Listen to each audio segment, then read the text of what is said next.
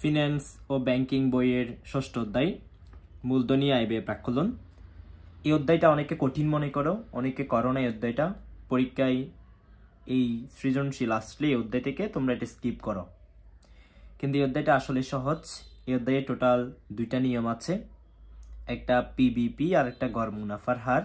এই দুইটা যদি তুমি ভালো করে বুঝতে পারো, এই অধ্যায়ে আনসার করা একদম ইজি হয়ে যায়। আমি এখানে শীটের মধ্যে টোটাল 5টি সৃজনশীল দিয়েছি।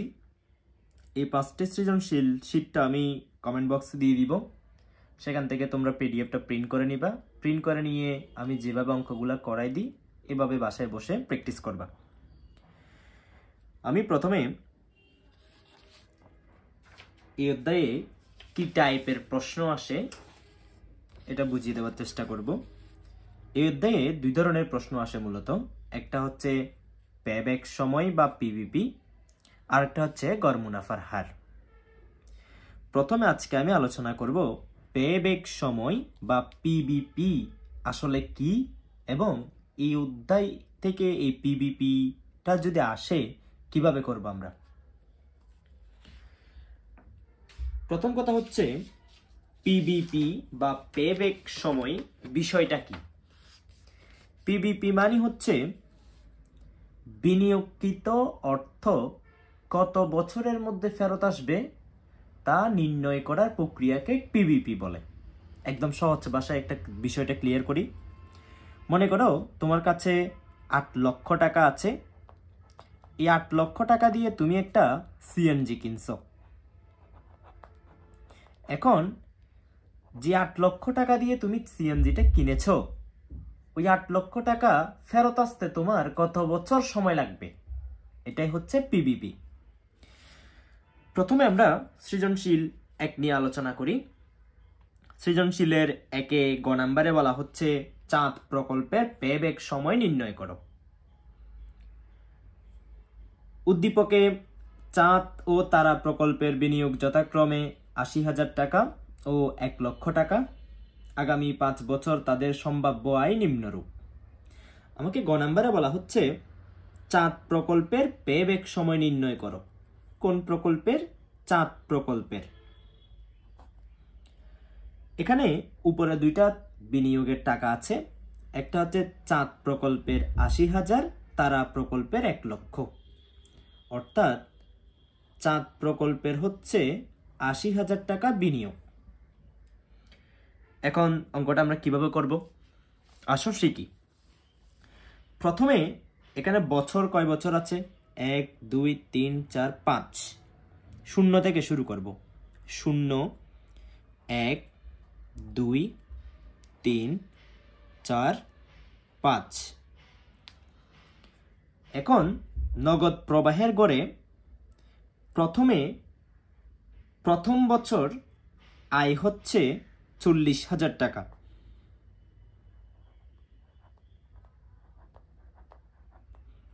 দ্বিতীয় বছরের আয় 30,000 টাকা।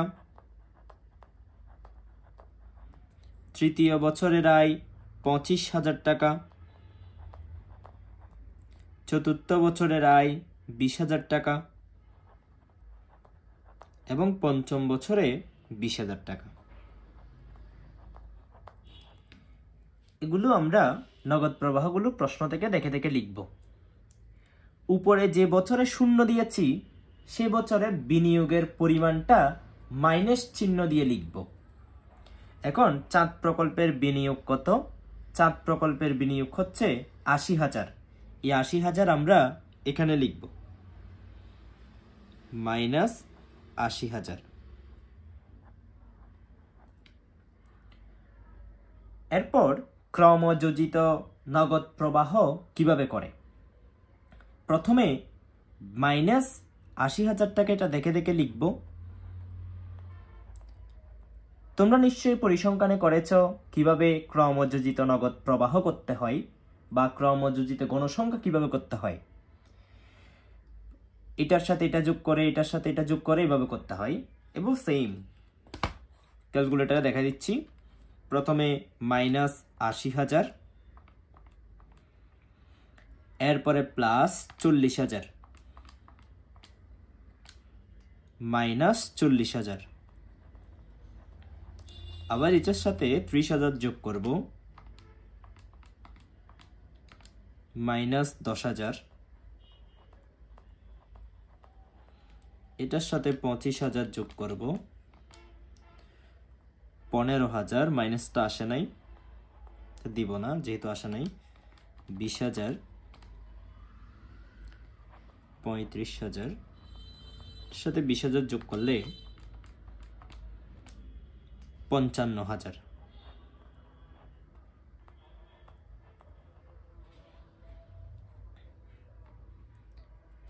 সুতরাং পেব্যাক সময় সমান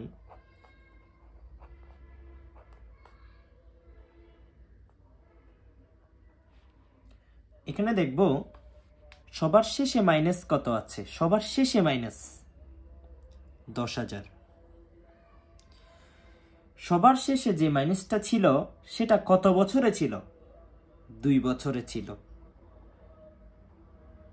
এবং এই দুইটার নিচেরটা পরীক্ষায় গোলদাগগুলা দিবা না, আমি জাস্ট বোঝার জন্য দিচ্ছি। এখানে লিখব 2 বছর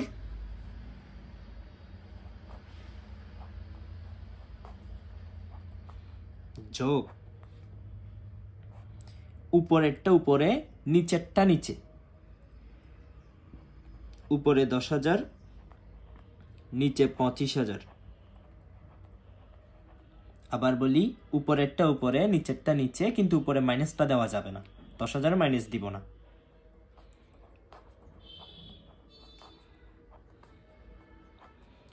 দশ হাজারকে 25,000 দিয়ে ভাগ করব,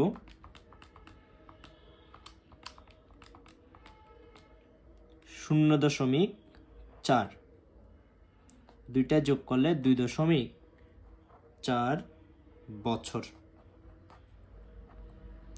অর্থাৎ চাঁদ প্রকল্পে বিনিয়োগ করলে 80,000, চাঁদ প্রকল্পে যদি 80,000 টাকা বিনিয়োগ করে, ওই 80,000 টাকা ফেরত আসতে ওনার 2 বছর 4 মাসের মতো সময় লাগবে। চাঁদ প্রকল্পের পেব্যাক নির্ণয় করো। সুতরাং চাঁদ প্রকল্পের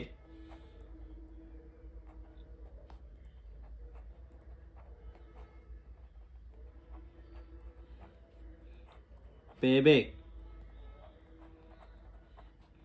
2.4 বছর।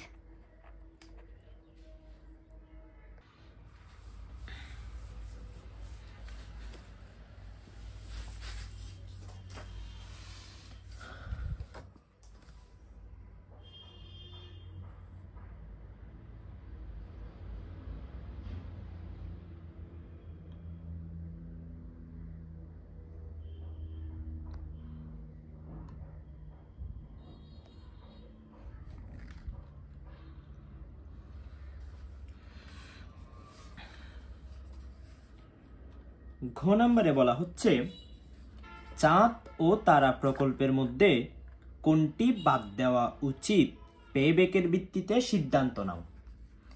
এখন কোন প্রকল্পটা বাদ দিব সেটা বের করার জন্য প্রথমে তারা প্রকল্পের পেব্যাক সময় কত সেটা আমাদের জানতে হবে। ক নম্বরে চাঁদ প্রকল্পের পেব্যাক সময় যেভাবে বের করেছিলাম, সেম ভাবে ঘ নম্বরে গিয়ে পেব্যাক সময়টা বের করে নিতে হবে। প্রথমে আমরা সেম ভাবে তারা প্রকল্পের পেব্যাক সময়টা বের করব চাঁদ প্রকল্পের মতো। এখানে বছর আছে 5 বছর, 0 সবসময় দিব, 1 2 3 4 5। তারা প্রকল্পের নগদ প্রবাহগুলো আমরা দেখে দেখে লিখব। প্রথম বছর 80,000,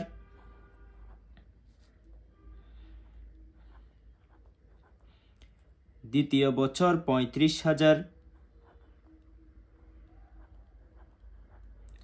তৃতীয় বছর 20,000,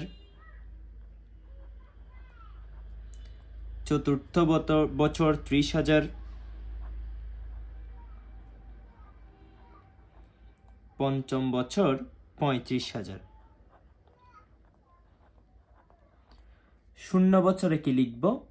শূন্য বছরে লিখব তারা প্রকল্পের বিনিয়োগ কত। উপরে প্রশ্ন আছে তারা প্রকল্পের বিনিয়োগ 1 লক্ষ টাকা। বিনিয়োগটা মাইনাস দিয়ে লিখব সব সময়। ক্রমযোজিত নগদ প্রবাহ প্রথমেরটা দেখে দেখে লিখে ফেলবো 1 লক্ষ,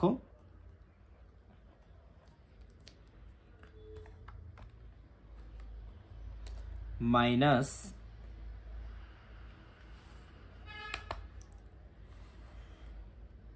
1 লক্ষ,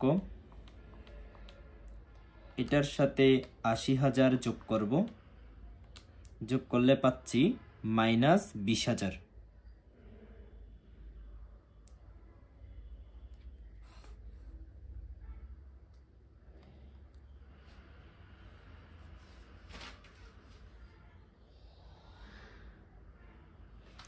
প্রশ্নে একটু ভুল আছে, এটা 40,000 হবে,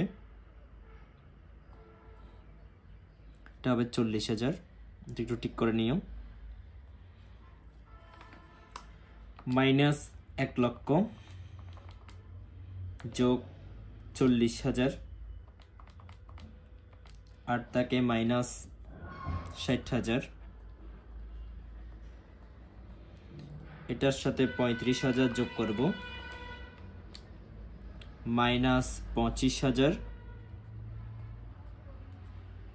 এটার সাথে 20,000 যোগ করব,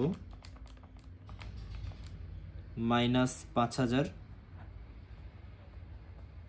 এটার সাথে 30,000 যোগ করব, 25,000, এটার সাথে 35,000 যোগ করব।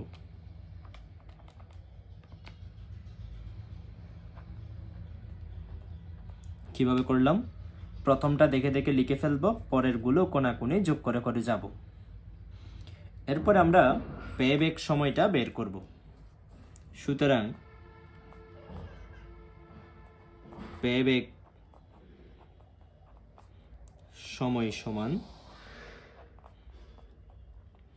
এখানে লাস্ট মাইনাস কত আছে? 5,000, একদম সবার শেষে মাইনাস কত? 5,000। এরপরে এই মাইনাস বরাবর কত বছর আছে? তৃতীয় বছর।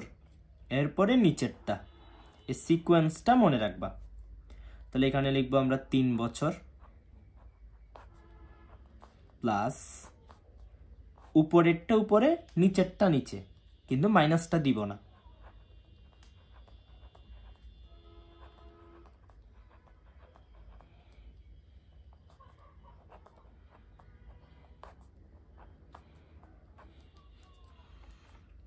পাঁচ হাজারকে 30,000 দিয়ে ভাগ করব। দশমিকের পরে সবসময় দ্বিগুণ নিব, 0.1617 করবো। এটার সাথে 3 যোগ করলে 3.17 বছর। পেব্যাক পিরিয়ডের ক্ষেত্রে বা পিবিপির ক্ষেত্রে যে প্রকল্পের পিবিপি কম সেটাই গ্রহণযোগ্য। আবার বলি, পেব্যাক সময়ের ক্ষেত্রে যে প্রকল্পের পিবিপি কম এটাই গ্রহণযোগ্য। তাহলে তারা প্রকল্পের পিবিপি বা পেব্যাক সময় হচ্ছে 3.17 বছর। গ নাম্বার থেকে চাঁদ প্রকল্পের পিবিপি পেয়েছিলাম 2.4 বছর। তাহলে কম কত? কম হচ্ছে চাঁদ প্রকল্পের, চাঁদটা আমরা গ্রহণ করব। আর এখানে বলা হচ্ছে চাঁদ ও তারা প্রকল্পের মধ্যে কোনটি বাদ দেওয়া উচিত, বেশিটা বাদ দিব। তাহলে এখানে মতামতটা আমাদের লিখতে হবে।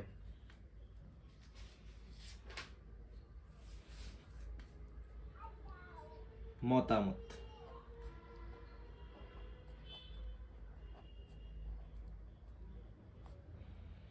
লক্ষণীয় যে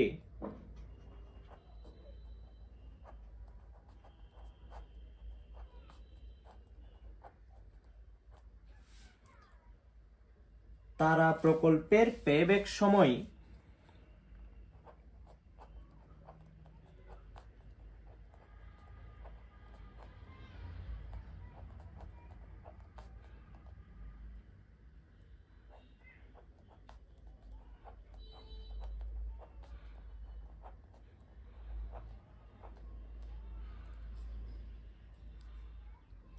3.17 বছর।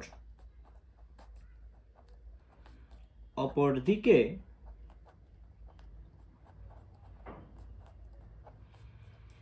চাঁদ প্রকল্পের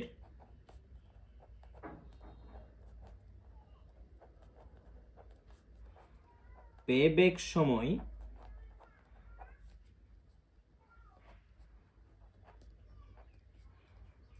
2.4 বছর।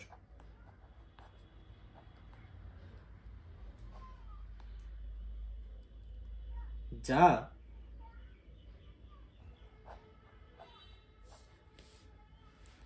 তারা প্রকল্প অপেক্ষা কম।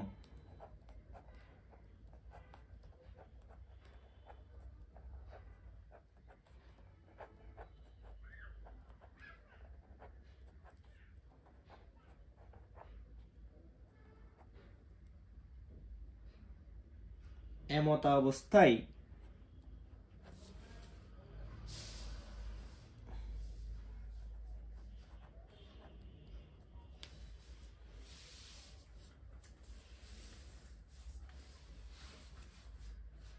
দুইটি প্রকল্পের মধ্যে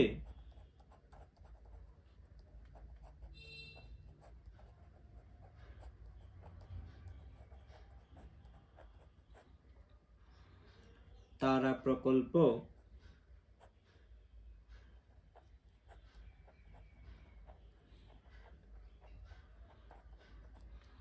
বাদ দেওয়া উচিত।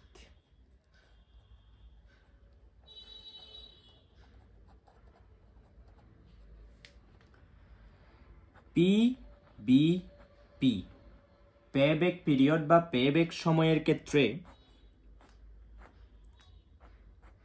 সবসময় কমটা গ্রহণযোগ্য, বেশিটা বর্জনযোগ্য।